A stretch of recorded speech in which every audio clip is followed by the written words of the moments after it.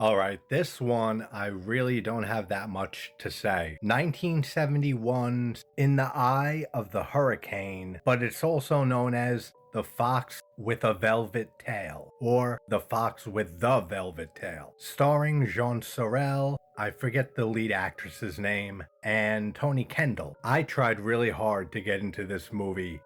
I watched it, I don't know, 3, 4 sessions. I fell asleep 2 different times. It's very tedious. This was a Spanish-Italian co-production, and I struggle to call it a giallo.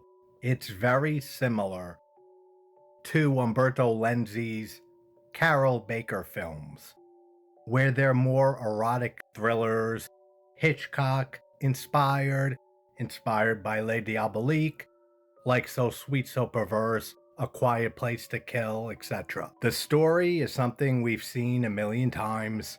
We have Ruth, who is unhappy in her marriage to Michelle. So Ruth ends up leaving Michelle for Paul, played by Jean Sorel. We get to see their relationship blossom for way too long. Like I said, this movie is so fucking slow. It's not a bad film. The cinematography is a standout, the score is very good, and it does pick up a little bit by the third act. But getting there, oh, it's such a slog at times. But after Ruth and Paul have their little honeymoon phase, she starts to worry that Michelle, the husband that she left, may be trying to kill her. And then a whole conspiracy unravels, and she doesn't know who to trust. That type of film. Even Jean Sorel gives a pretty lacking performance in this, compared to so many other things that I've seen him in. And it's weird, because right after this movie,